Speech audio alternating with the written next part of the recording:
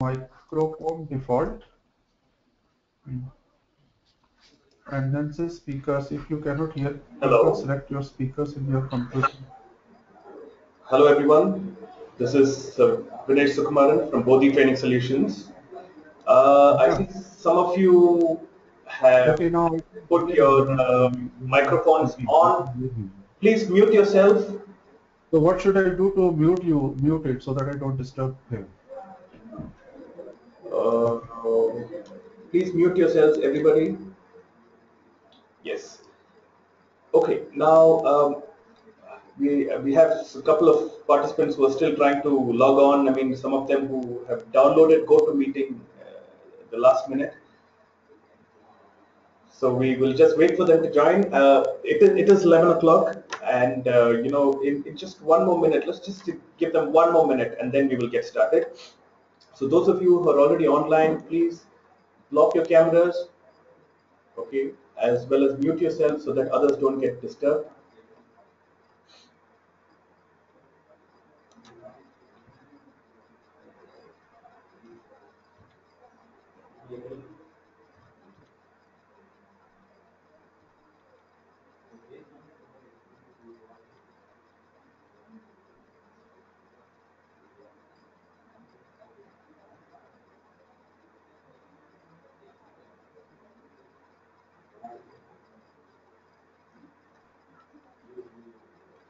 Okay, so let's begin.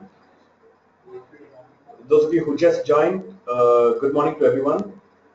Uh, Thanks a lot for being, part of this webinar, and it's always a pleasure to meet some of our past train the trainer certified participants in sessions like this.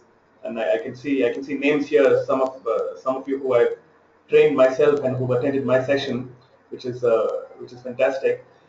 Uh, so first of all, before I begin, some housekeeping measures.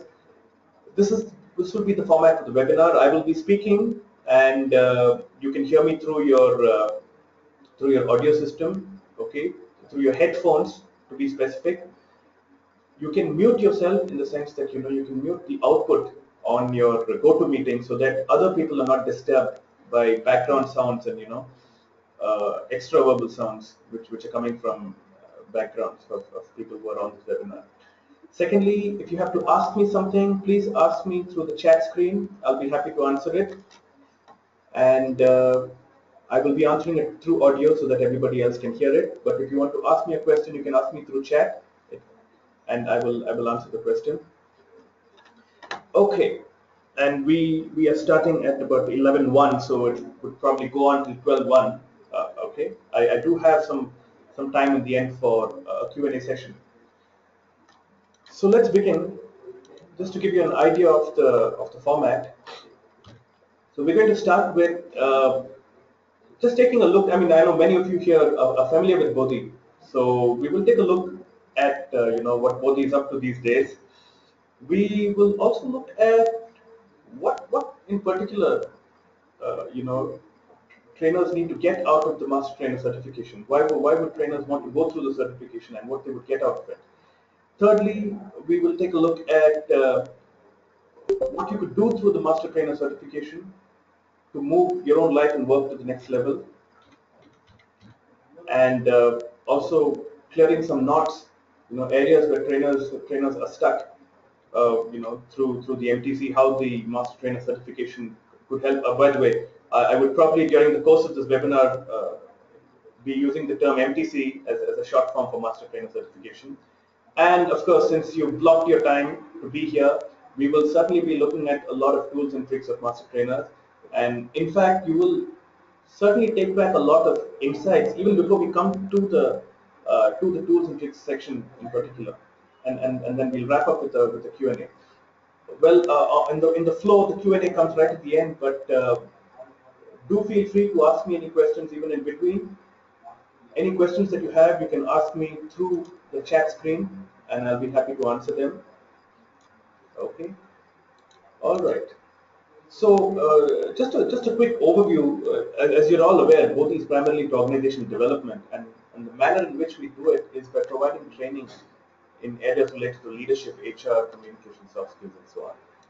And Bodhih has worked and consulted with over 500 clients, and we have a very strong framework. So those of you who attended our Train the Trainer certification, I'm sure you're aware of various aspects of that framework. For example, something like the session plan. You know, such a powerful document which can be used not just to conduct the training program, also to sell the training program. It's also a very strong sales tool. Sometimes clients see the session plan and say, "Wow, we want you to do this program." Uh, we also have, a very hands-on approach to training. So the approach that we have to training is extremely hands-on, participant-focused, very practical, and so on. And we also, those of you who have been certified by us quite a while ago, just to let you know, we are an ISO company from the past 2 years, and we've been certified by this rather elite body called TÜV, which is based out of Germany. We're also very active on the social media these days, so you can check us out on the address that's mentioned here, you know, Bodhih-training, and you will see the kind of activities that are going on online. It's a great way for you to stay connected with Bodhi and the work that we're doing. Okay, so I don't know how many of you remember this movie. It was a movie which was quite popular during I think the 80s, late 80s, or yeah, I think it's the late 80s or early 90s. It is called the 36th Chamber of Shelling, and this is something that came to my mind when you know when I actually thought about the Master Trainer certification. You know what really. Yeah, thanks for the responses, everybody. I can see responses from people saying they remember what happened in the program. So yeah, about the 36th Chamber of Shelling, this is something that what happens in the movie is this guy who you see here, he's the main character in the movie. He goes to the Shaolin temple and gets trained, and eventually, what happens is he becomes a sort of master and goes back to his village and he starts training people there on, you know, on the practices of the Shaolin temple, kung fu, and so on. So that is pretty much what will happen in, the the master trainer certification, because it is a program for trainers to move from just being trainers of participants to being trainers of other trainers. Like for example, Bodhi right now has about 4 or 5 master trainers across the country, and they're the ones who actually conduct the TTT. They conduct the train the trainer certification. I'm one of them.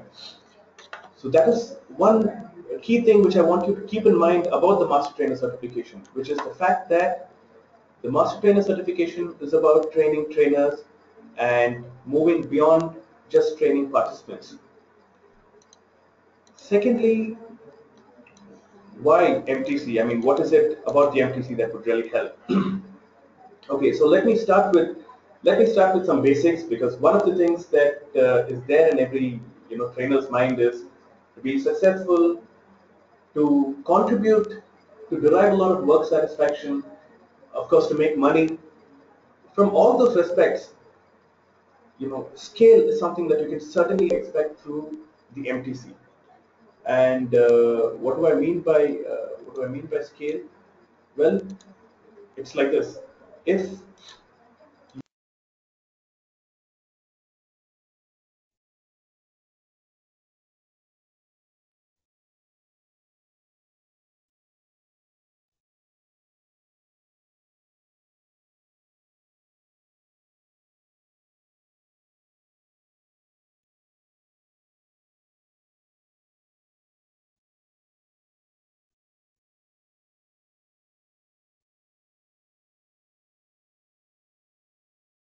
Yeah. So it becomes yeah. I was just saying that if you have a group of about 2,000 participants, which one of our clients had recently, who they wanted to train, and it becomes impractical for them to call, even if you're training a group of about 20 people at a time. You would have to do 100 batches to finish that 2,000. So what happens is, if you want to address a larger audience, then the way to go is through training trainers. Okay. Yeah, I do see some of you saying that you lost the audio. I hope you heard that. So if you want to train those 2,000 participants, a smart thing to do would be for you to train at least even just 10 of their trainers on how to deliver that particular module. Imagine you had to train 2,000 participants on communication skills. You get 10 of their trainers, train them on how to conduct the communication skills workshop effectively. And they would go ahead and train the rest of them in about one-tenth the time.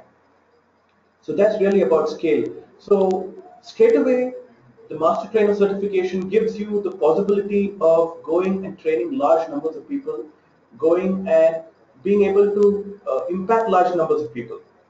Okay, so that's one thing that you can certainly look at taking back. Second, uh, this is really one of the questions that a lot of our train the trainer participants have been asking us, especially the ones who came. I mean, we had a lot of participants who attended the train the trainer. People with 5 to say 20 years of experience, and they've taken back a great deal from the train the trainer. And they said, we've been certified by you. We learned a lot of things. I've been training for 10 years as a trainer. What next? Where do I go from here? In fact, that's exactly what we kept in mind when we designed this master trainer certification. Because some years ago, I asked myself the same question. I asked myself, now what? What next? And I actually went and approached a lot of mentors, attended a lot of master training certifications, and also learned from some people who really been around in the industry. And I realized that it helped me change my game and move it to the next level. So for those of you who feel that you've contributed enough in the training space, you've been doing brilliant programs, getting amazing feedback program after program. I think this is really a program that you can uh, look for, which is the master trainer certification, which will help you take your skills to the next level.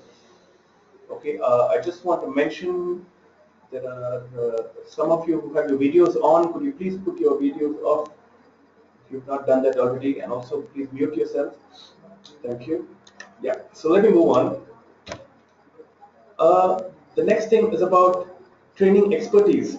So be aware that the master trainer certification is not just about training trainers. Well, that certainly is one dimension, but it's not just about that. There is this huge dimension of developing expertise. So, for example, those of you who attended the train the trainer certification, you would have heard me say, or one of our other master trainers mentioned that the workshop is not about what to train; it's about how to train, right?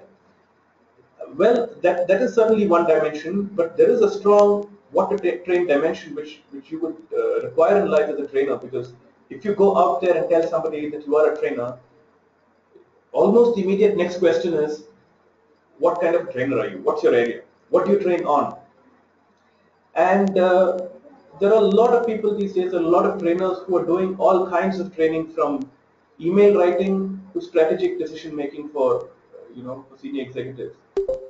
Now, when that's the case, one of the big problems is that people don't think you're an expert in anything. Okay, so it is a good idea for you to focus on one specific area and develop expertise there. Just to give you an example, these are some of the things that you could keep in mind, and these are some of the things that the master trainer certification would guide you towards. For example, if you have been a trainer in communication and you come for the master trainer, you would be encouraged strongly to think about what is it about communication that you really think you have an expertise in. Secondly, how do you really establish your expertise and credibility in that area? Okay, like when you go tomorrow to a group of people who are already experts in communication, are there 10 things that you can say about yourself which would make them want to sit down and listen to you? These are some of the things that you would take back from the MTC, and also to keep in mind the aspect of training expertise. We have, there's a concept called chauffeur knowledge. Chauffeur knowledge is, drivers or chauffeurs in many countries. They have dropped a lot of people from one place to another, and sometimes you're dropping a consultant, sometimes you're dropping a doctor, sometimes you're dropping an engineer and so on. As a result, you picked up bits and pieces of knowledge from various things, and just enough for you to be able to talk about it. Now, unfortunately, we have many trainers like that, and I think it's a great idea to shift gears to move beyond that and to be able to train people with a sort of conviction, which is not what you see commonly. If you can go out there and say, if your company or team is struggling with respect to any issue related to interpersonal skills, I can help you out, I can solve the problem, and I will only charge you after that. Now, if you speak this language, obviously you will be treated differently. So that's certainly something that you will build in the master trainer certification. You would be trained on how to become an expert in your area of specialization. What are things that you could do, including taking back ideas like writing your own book in that area. Which is something that many experienced trainers have done. So let me move on. Okay, just a minute. I have a couple of questions here. Okay, fine. I mean, I do have some questions from a couple of participants. I will answer them as we move along. Yeah. So the second question really is, how do you move how do you shift your competence to the next level? How do you move to the next level as a trainer? So here's what you could do. We've already looked at the first three parts. For those of you who joined late, scale is about not training one person, but training. How can you actually address 1,000 instead of 10? Now, what do you do after you're consistently performing well as a trainer? How do you move to the next level? And thirdly, training expertise. How good are you in your subject? I mean, how often do you meet people who are better than you? If you don't meet them too often, I think it's a sign either that you're not meeting the right people, or you're really good in your area. So here's another element, which is what I call T to OD to C, or T to OD to consulting. So what this means is there are many trainers who are sort of stuck in the training treadmill, and what I mean by that is clients are calling them saying, can we do a program on Friday on assertiveness? They have no clue why they're doing the program, what's the scope of this, uh, how come the company thought of it. I mean, many of our participants who attended our train the trainer tend to think and talk about those things and ask those questions, but many of them don't. So if you're doing that, then I think you're working purely from a training mindset, which is one level, and it's okay to have that level. I mean, Bodhi, even today, there are some clients who call us and say we want a program next week, or we want a program in June on this area, and it's fine. And sometimes it's because of valid reasons. Like recently, I spoke to one of our clients who they're having a sales review meet in one of the resorts near Mumbai, and they want to club that review meet with a half a day team building session. Okay, but if you want to shift gears really, if you want to move to the next level, then you have to do, you have to move into what you call organizational development, where you're saying that, I mean, this is specifically true for those of you who are in corporate training. If you're getting into organizational development, then I think the focus is not on a training day. So you go into the company which is telling you about some problem that they have. The company is probably telling you something like, we have been taking people into this department, but we still don't see this department functioning well. Members of this department are not doing what they're supposed to do. Now, they're going to share a problem with you. Now, you as a trainer, as an organizational development professional, would look at the problem whole and see what's the real issue here. I mean, is it recruitment? Is it the company culture? Is it the salary? Is it, is that department understaffed, overstaffed? So this is how an organizational development consultant works, where he or she looks at the problem and looks at what training can do to address that problem. So you would look at it and say, I could train you to recruit the right people, and I could train the team to develop a high performance culture. But beyond that, you would probably have to get other consultants to help you build stronger processes, to help you, you know, expand your network and presence, build a better brand so that you attract the right talent, and so on. So, the organizational development problems are not addressed through one solution, but through a range or an array of solutions, and that is something that would take you to the next level. And training, in a way, becomes one part of organizational development. And of course, the third part is obviously consulting. And in this case, you might not even do any training program. I mean, I have done a lot of interesting consulting work for many organizations. In fact, I spend more time these days consulting than actually delivering training programs, though I have a strong interest and passion in delivering, because that's when you meet the people. Okay, I'm sure most of you here who are trainers agree with that. Uh, I do have a question here which I just want to take up. There's a person who says, so it's like saying that, is it training or training plus? Is it? It is a training problem or something else? Okay, so there's somebody who's asking this.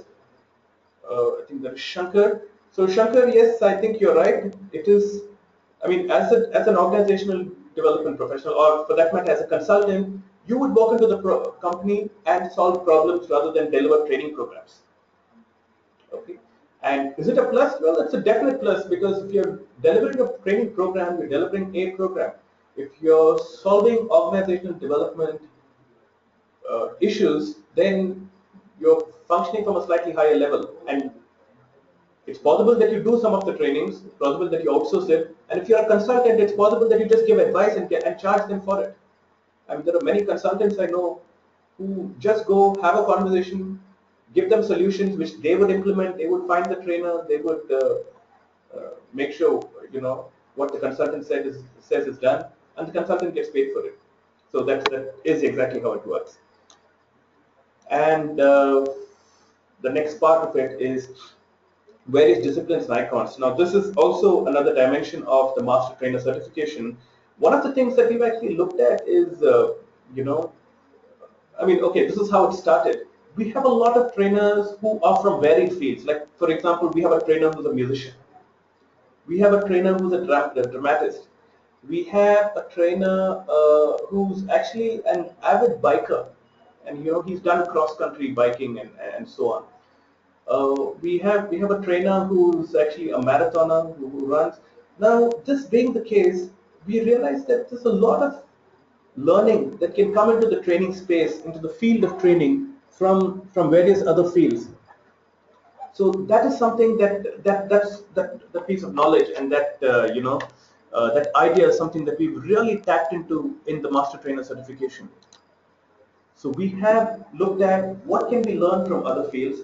We have looked at uh, what are the things for it. Just to give you an example, like in the whole field of theatre and drama. Okay, okay, I see Mr. Who's this Ramanujam saying, you remember the Tai Chi example? Yes, I think those of you who attended my program, I must have mentioned the Tai Chi example at some point.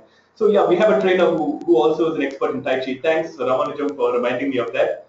So the whole field of dramatics, for example, is a field where you could really take a lot of things and use it in a training program. A simple example of, when you be more dramatic in your use of voice, okay, people tend to listen to you. People tend to be engaged. People tend to sort of not be able to switch off when they're sitting in front of you. So that is something which you can straight away take from the field of theatre and drama and apply. So like that, the Master Trainer Certification Workshop has picked up things from different disciplines. Another thing is icons. When I say icons, I'm talking about really icons in different fields, especially the field of business, the corporate world, and so on. So we have noticed there are people in these fields who are extremely good in their own area, and we explore them. For example, uh, there are some interesting ways in which some business leaders speak, like other lessons that you could learn from Richard Branson. Now, Richard Branson is somebody who did things in a particular way. He has his own sense of creativity, thinking out of the box, doing things out of the box. In fact, for those of you who are not aware, Virgin recently launched a no-leave policy, which means you can take as many leaves as you want. You you don't even have to come to office if you don't want to. You just have to get your work done. If you want to come to office every day, that's fine too. Okay. So like this, are there things that we can learn from icons which we can bring into the field of training? And the answer is yes. And that is something that we have done rather well in the Master Trainer certification. And those of you who plan to attend the Master Trainer certification will be able to learn that and be able to apply it. And I can assure you that it is something that will take you to the next level. Okay, we have somebody who's asking, drama could also help in role plays where trainers you have played difficult part. Okay, fine. Yeah, that's true. There's somebody who makes a comment here which says you could also use drama for role plays. In fact, I met somebody last evening, in Bangalore. He's a theatre person. He's been hired by some training companies just to do the role play part. So he completely acts out. For example, if you're doing a program on negotiation skills, he completely acts out a bad negotiation and a good negotiation. And when you see it happening right in front of you, typically adults pick it up and they're able to reuse it, they're able to reproduce it after that. Okay, thanks for that, Shankar. Okay, and then we have what we call B2B. Now, B2B is not business to business as it's popularly seen in the corporate world. B2B here stands for back to basics. But one of the things I noticed among many trainers, the trainers who come with a lot of training experience, they have sort of jumped some of the basic foundations which they needed to have known. So, for example, I met this lady who's been a consultant for many years, and what happened was, her foundations are really weak, but she's very good with doing one-on-one coaching sessions for CEOs. She was very good with doing, some training and facilitation sessions for senior leadership and so on. But she would flop miserably when it came to actual skill building. For example, training a group of middle managers on, say, how to manage their people, and or say how to build rapport. So she would fail miserably because some of the foundational ideas were not clear in her head. And what we do in the master trainer is also very quickly, not just do a recap, but look at what are some key foundational ideas that you have to keep in mind. And those of you who have attended our Train the Trainer, I'm sure you must be aware, one key idea as a trainer is to start thinking of yourself as a trainer. And we keep driving this point home. Another foundational idea is you believing that training is an investment and not an expense. Okay, I must have made suggestions to you. I don't know how many of you are following this, but I must have made the suggestion of investing 10% of your earnings every month into training, into self-development. Yes. So if you make 10,000 bucks a month, spend 1,000 rupees on training, either by purchasing videos, books, attending a seminar, whatever. And that 10% is going to increase day after day after day. And some of the people who I told this to 10 years ago, today that 10% has become a huge sum in itself. Okay, so there are a lot of the basic ideas we're going to establish and make them stronger. All right. The other dimension here is also about. I'm sure you can see the image there, and you know what that image is. It's a knot. So the point is, clearing knots. And I must confess, this is not. I don't want to talk as if this is a training related problem or a trainer related challenge. It's not. This is a challenge across industries, across people from various walks of life. These days, I must confess, more prevalent in the bigger cities than in say the villages. So in the master trainer certification, we will be spending time in focusing on what are typical areas where people get stuck. And this, I would say 50% of this could happen during the 5 days. By the way, it's a 5-day workshop. And about 50% of this could happen in the questions that you bring up in you actually standing up and voicing your own inadequacies or your challenges. So just to give you some examples of knots, like one of the popular knots these days is people wondering, am I in the right field? Am I doing what I should really be doing in life? Is this what I want to do? I mean, I'm doing this today. 10 years later, 15 years later, do I see myself doing the same thing? Am I doing what I'm doing for myself or just to prove a point to somebody else? Am I doing what I'm doing today to make money or because that's what I want? Will I regret these years of my life when I lie in my deathbed? Now, this is a huge knot. So, what happens is there are a lot of things like this where people are stuck. And it's a big challenge. And the reason I say it's a big challenge is because I end up meeting a lot of people who come and tell me their problems and who tell me where exactly they're stuck in their career, where exactly they're stuck in their lives. And I've noticed that this is a problem. In fact, I wrote about it last week. You'll probably see that article up, in the form of a blog or on the social media. Um it's about career flux.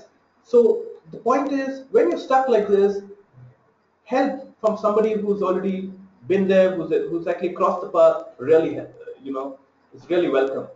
So I have been able to help a lot of people come out of it by asking them some basic questions like, do they really want to be, like, one of the questions I've been asking people who's come and tell me they want to become trainers is, do you really want to become a trainer in your heart? Or do you really want to run away from information technology? Or do you want to run away from banking or investment and insurance services or whatever else you've been doing in the past? So once those things are clarified, a lot of growth happens. Once you're crystal clear, even if you don't do, the training program that, you know, I mean, if you don't do the master certification, if you find what you want to do in life, I think Bodhih as an organization and many of our team members will be happier of because of that. We have somebody who said, you're absolutely right. People are getting stuck in something called as paradigm paralysis. They need to take the paradigm shift, isn't it? Well, I completely agree with that. I don't think that requires any uh, conflict from my side. I took the shift after 28 years in corporate, being a fellow chartered accountant and moving into full-time training. Yeah, so we have a lot of examples like this, people from multiple fields who move into training. So this is just one example of a knot, and we have helped a lot of people come out of the knot by doing some sessions with them, helping them get clarity in terms of what they want. Okay, and like I recently met this lady. She sort of got into training because of all the hype about it, and in her previous two organizations, she was reporting to people who were trainers. So for some reason, she thought training is what she wants to do. But she was always an SME, she was always a content person. And then when she came for the training, and she was like, she felt this gap in the program, what the program is saying and what she wants to do. So after the day two of the program, I asked her, what's the problem? Is there something you want to talk about? She said, yeah, Vinesh, I'm wondering if what I'm doing in this program, I don't know, I don't see myself as a trainer. I mean, I came for this because I wanted to become a trainer, but now the more you tell me about it, the more I'm realizing that I want to be I want to remain a part of content development. And I said, fabulous. Nobody's forcing you to become a trainer. In fact, the reason to become a trainer is because you want to train, not because you're running away from other fields, not because you're tired of IT, not because you're tired of finance, not because you're not clear what to do in life. Okay, so when I gave her that, she was far clearer about. In fact, you could see the release on her face, So, and what we tell people about the ADDIE model is well what you'll end up using with even if you're you know even if you're just a content developer. You still have to analyze, you still have to design, you still have to develop. The only thing you'd be doing differently, you'd be probably talking to the trainer, and if the trainer tells you that I want to run this entire series of modules through webinars, then the entire content becomes webinar driven or e-content. If the trainer tells you I want to do it through activities and games, it will become activity driven and so on. So that's the that's the next part. I see one or two of you just joined. So just to do a quick recap, scale is about not training one person, but training many. Now what is, if you're stuck in saying, I've been training for so many years, how do I move to the next level? This is exactly where you learn those things. Training expertise, it's not enough. I mean, this is a popular phenomenon in cities like Bangalore, Mumbai. Every person thinks they're great in communication. I mean, I've hardly met anybody who feels that they're not good in communication. So, are you really an expert, and how much of an expert? To examine that. Next is, don't be stuck in the treadmill of being a trainer. Move into organizational development. Better still, move into consulting. And I want to just emphasize here, I don't want to talk as if consulting is better than training. It's not like that. It's not one or the other. Training has its own space. OT has its own space, and consulting has its own space. Just like I was talking to a teacher recently, and I told him teaching has its own space. If you want to teach somebody where the different countries of the world are, it's pretty dumb to do experiential learning and take that person to Paris and Spain and Portugal and all that. You're better off showing him an atlas and telling him where India is and therefore where the other countries are. Finally, the master trainer certification, uh, you know, takes or derives from a lot of important aspects of other fields like theater, and also learning from some of the icons in the corporate world. And B2B is about back to basics, which is, do we know some of the fundamentals, or are we missing those things? In fact, I recently had gone for a talk. I don't want to mention by whom, but there was this lady called Vanita Bali who's actually conducting who was interviewing the person, and the person she was interviewing asked her a very simple question, and he said everything that he tells people is pretty basic. For example, how do you know you're here? And he asked Vanita Bali this. He asked her, how does she know that she's there? She said, because of the audience, because of the people around. He said, so if there are no people around, you would not be here? She said, no, because of, and said a series of things, and finally she said, because I'm aware. And he said, yes. So awareness is a really basic fundamental thing. Okay, and I think it works in all fields. So finally, one more element which I want to highlight in relation to the clearing knots part is about experience and insights. And I think one of the things that Bodhi really brings onto the table is that we end up meeting a lot of trainers. So I think I could comfortably say in the past 2-3 weeks I must have met about 20 to 30 people, either who just want to move into training, or who just moved in, or who are already trainers, and so on. So as a result, uh, shall we say, we just have a greater number of data points and reference points, and experiences which we've heard and which people have shared with us. So what happens is, from these experiences, we are able to give inputs to other trainers who are stuck in different places. Like, I remember this gentleman who said, when we first met him, his language was quite bad. Okay, and he was wondering if training is the right field, whether he'd be even able to train in English. And he's someone, we said, look, what you really have is the passion. And since you have that, I think you should start working on your English. Okay. I mean, in your case, it happens to be English, but there are some other people for whom it is maybe the area of training. For some other people, it's something else. And he kept working on it, working on it, working on it. And right now, you'd be amazed to know that he's working with Capgemini, and he's really putting a lot of work on himself, and that's very rewarding for us to see. So that's about experience. I have a question here, which is, just give me a minute. Isn't consulting part of the training process, like identifying the corporate need and coming out with an appropriate program? Okay, so Trini, right? Yeah, this is Trini asking this question. So Trini, it's like this. The the word consulting is used. I mean, there are many people, when you say consultant, they think you're a recruiter. Okay, so the word consultant is used and abused rather loosely these days. But in this context, generally in the corporate context, in the consulting world, what it means is you're going and you're having an interaction with the person, and the nature of the interaction is consultative.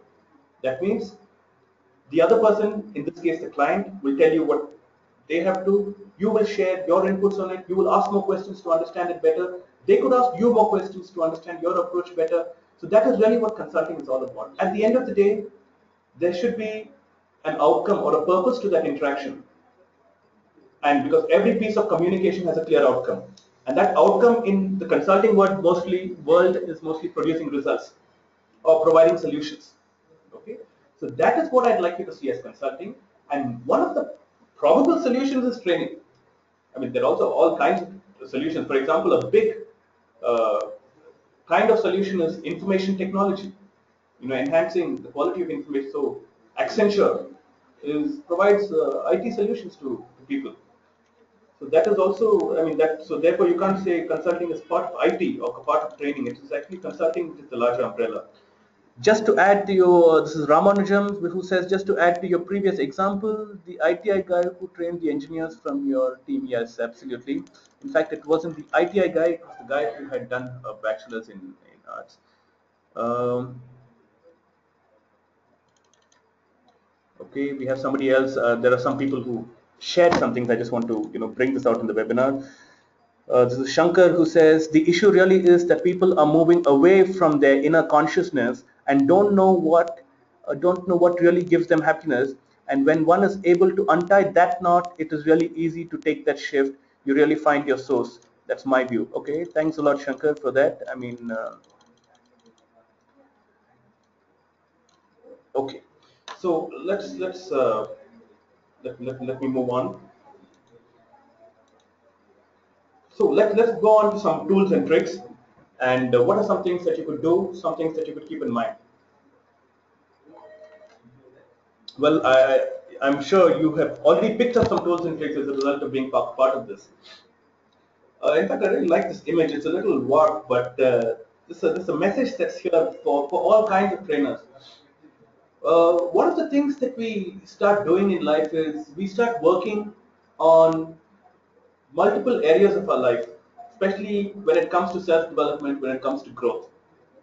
Okay, and interestingly, though rather surprisingly, there are people who tend to work on areas that they're already good at, which is something that we should do.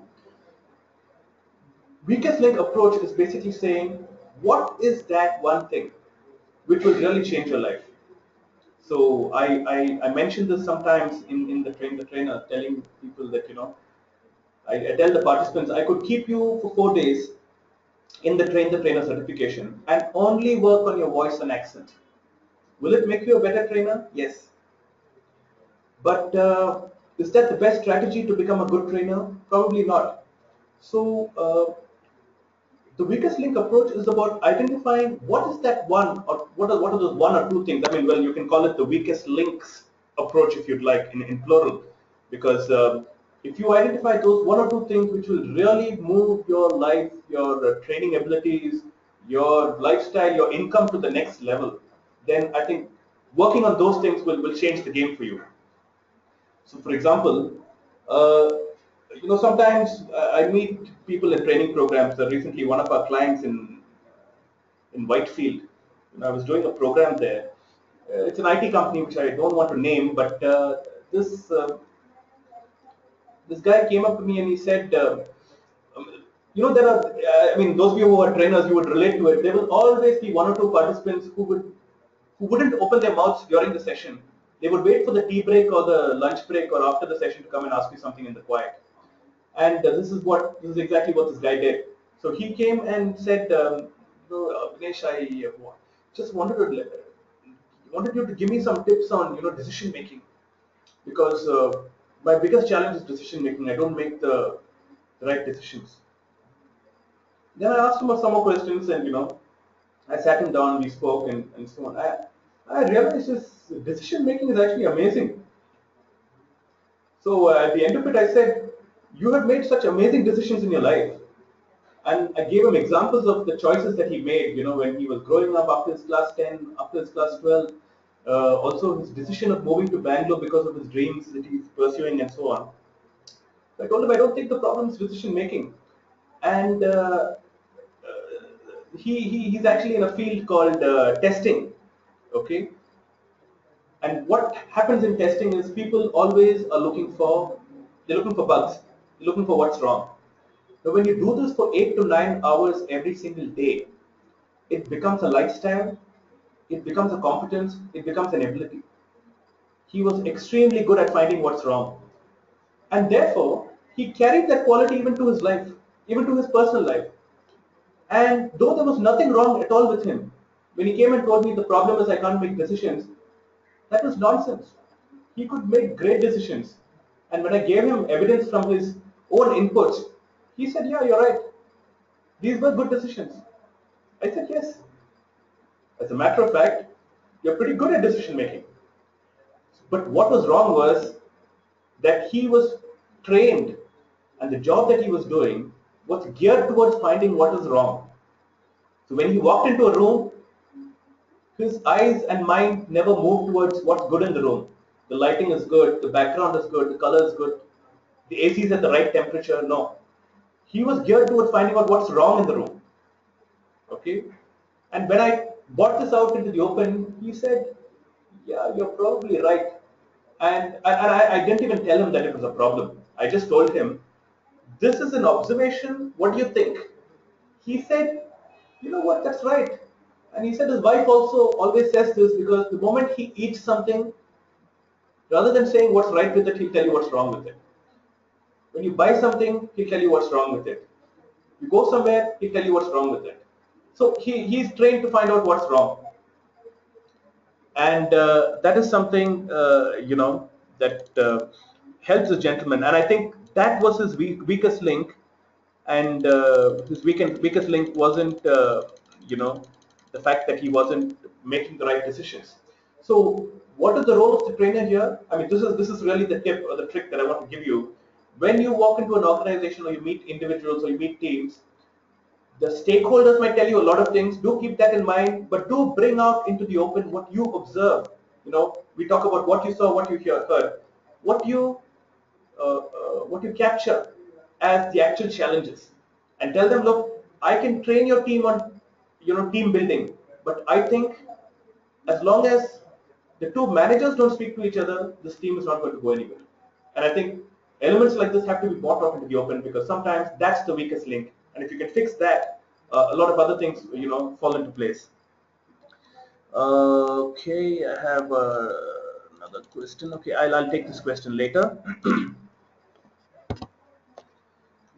Okay, I want to just take a minute to get you to look at this and tell me what do you think this means. There's a very classic technique in psychology called the ink blot test.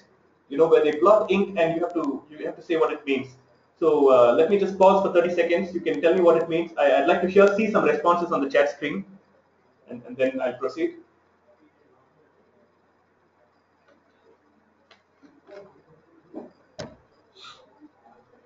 Okay, I'm hearing some things. I'm not going to say these out till I hear more responses.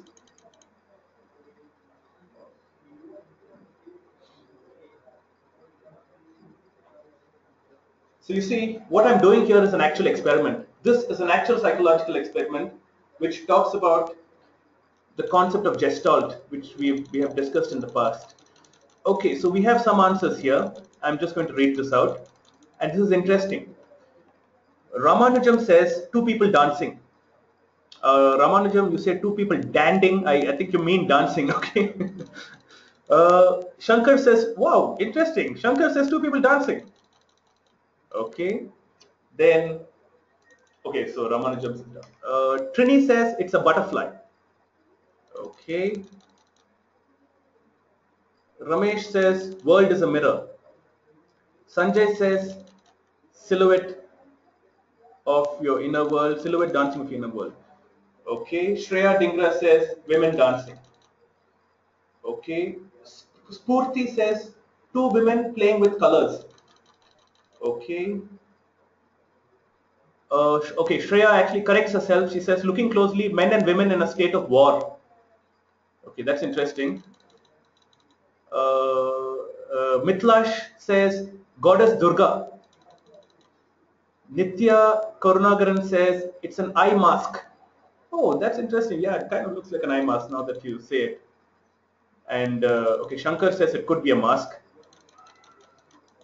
Okay, let me stop there. So we have, for those of you who studied psychology, this is basically how the psychology experiment happens. You would normally do it with one person, but you would show them multiple ink blots. That's one of the ways to, conduct this and then process it. But another way to do it is to show one ink blot to multiple people and then process it, which will help you understand group dynamics and group thinking. Okay, so the point is, clarity is an important element as a trainer. This is the second. You should not be speaking like this ink blot. You should not be speaking where people could understand what you're saying as anything from Goddess Durga to two people dancing to an eye mask. There should be absolute clarity in what you're saying, avoiding language and communication that is prone to multiple interpretation.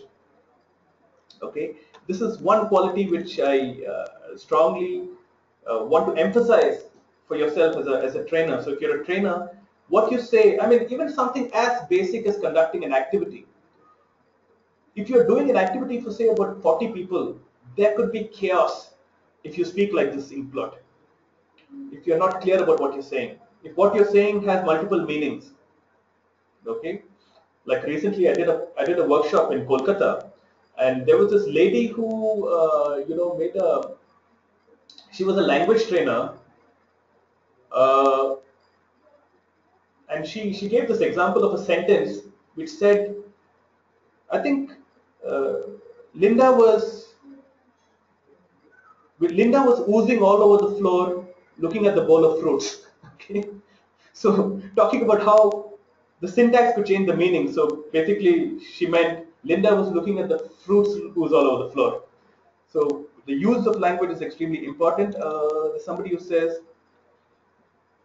yeah. So those of you who shared that, don't say anything ambiguous. Now look at this. This is what clarity should be like. Now that's a square and that's a square. I'm not even going to ask you. Okay, and there's absolute clarity in terms of what it is. And the quality of your communication should be like that. There should not be any debate on in terms of what you said, and two people discussing whether this is what you meant or that is what you meant. So clarity in communication is really the next tip. Okay, so I think this, I hope this clarifies it. So I want to just quickly go to the next topic, because that will leave us with at least 5 minutes for a Q&A session. Okay, and I want to wrap up with this interesting point, which is, does your talk match your walk? And one of my new mantras, I've been telling a lot of people that there are a lot of fields, especially fields like training, coaching, counseling, uh, which have attracted the worst of talent. People who could not sell became sales trainers. People who could not communicate became communication trainers. People who could not manage, who were the worst managers, became management trainers. Okay, and that's a challenge in the industry these days. Now, I would rather see that as a huge opportunity, because what this means is, those of you who can walk the talk, who can stand up and say, I'm a leadership trainer and my leadership demonstrates what I say.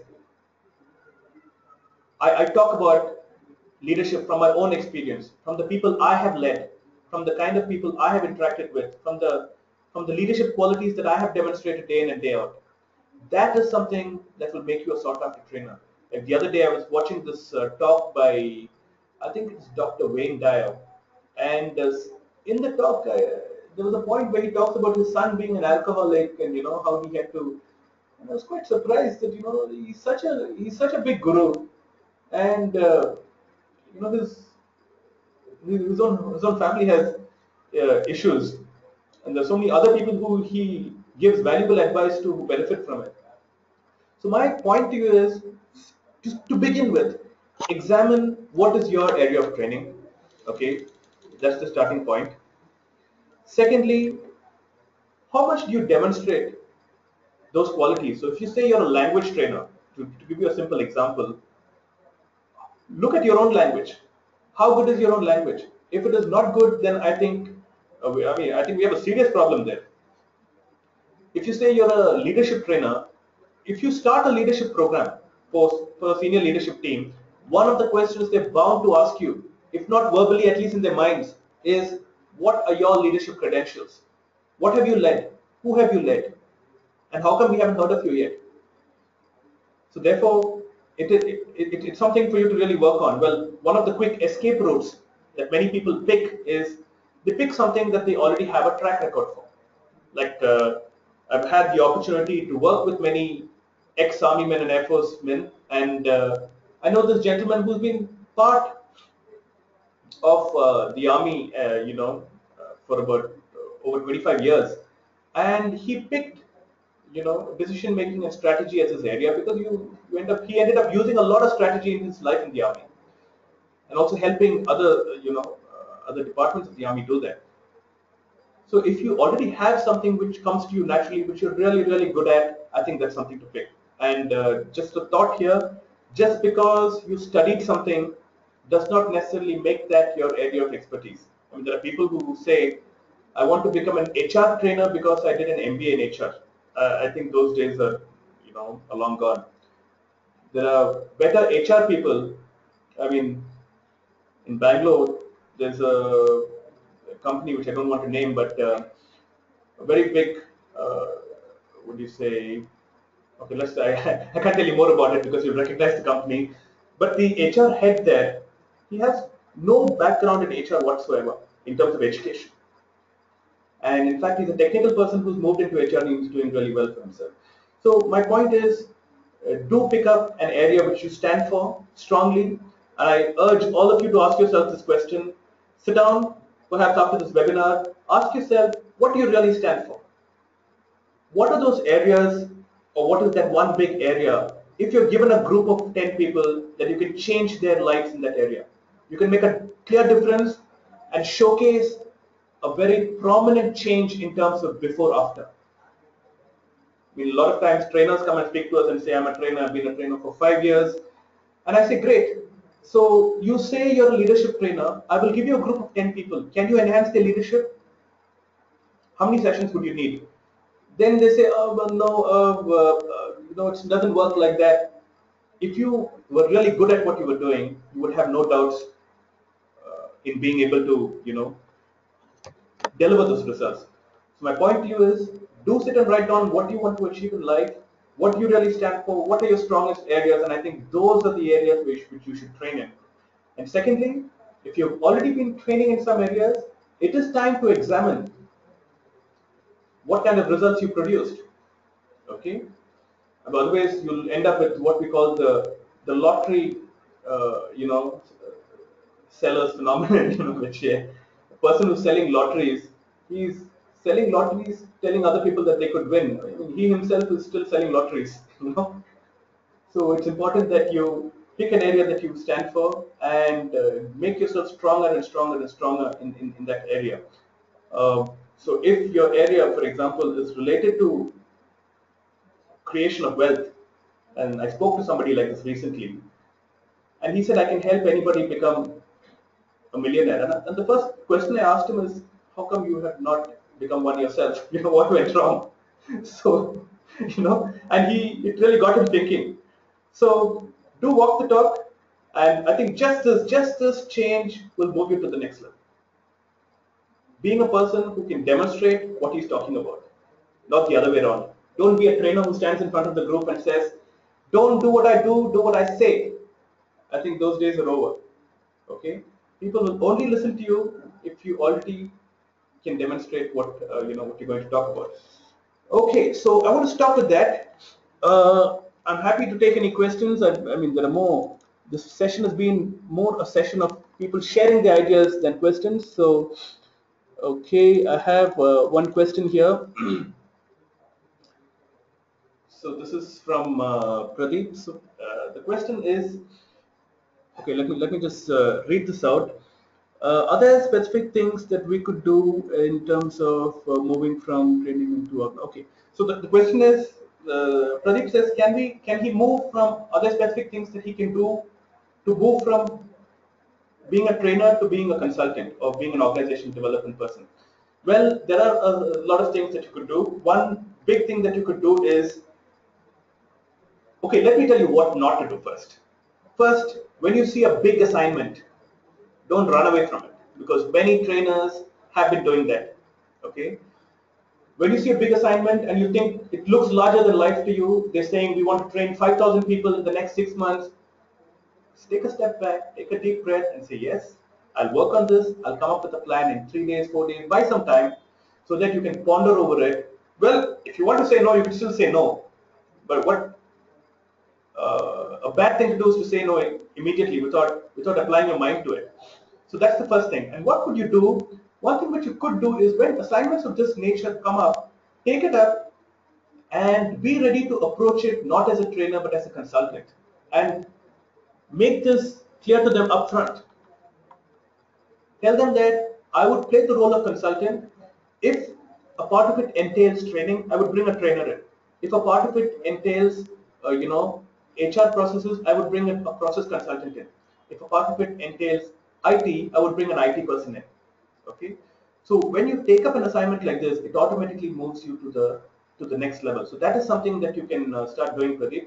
Also a tip for all of you. The other thing that you could start doing is also start showcasing your profile as a, I mean, do mention to people that you're a training professional and an organizational development consultant, so that they uh, will be able to relate to you. They start looking at you like that, rather than looking at you as a you know trainer who will do one session and vanish. Okay, we have something here from.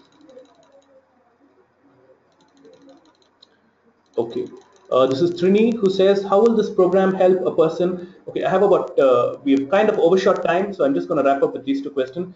How will this program help a person who has just been certified as a trainer and has not yet got a platform to start training and develop a training style? Well, Trini, I have to be honest with you. If you have just been certified as a trainer and you've not got a platform, I don't think you should attend this program. In fact, you would learn more by going out there and creating a platform for yourself. Go out there and do about 30 programs, or do about at least 10 programs. Develop them, deliver them, have those client conversations. I think it's after that that you can think about coming for the master trainer certification. I mean, it's very easy for me to say, please come and attend the program, and you'll benefit. But you will benefit, no doubt. But you'll benefit even more if you come after doing that exercise. One more question from Shankar, which is, one of the most important aspects as a trainer is to be able to define training objectives and learning outcomes that are smart and in very precise manner. Does MTC cover this aspect? Well, we cover a lot of that in the Train the Trainer. Okay, the MTC will actually will cover this in a very fine-tuned in manner, which will help you look the nuances of this. So that's really where the MTC will add value. Okay. So folks, I think I want to stop with that. So thank you very much for your time. I hope you found this session useful. I will leave this last slide here. You can get in touch with us directly on the board line, or you can get more details about what we're doing and the work that we do on our website. You can also connect with us through Facebook.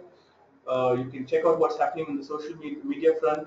You'll see a lot of elements of what Bodhih is up to these days, and you can contact us in one of those numbers. In fact, can somebody from the public workshop team at Bodhih also put up on the chat screen uh, the other contact numbers in Bodhih if they want to get in touch?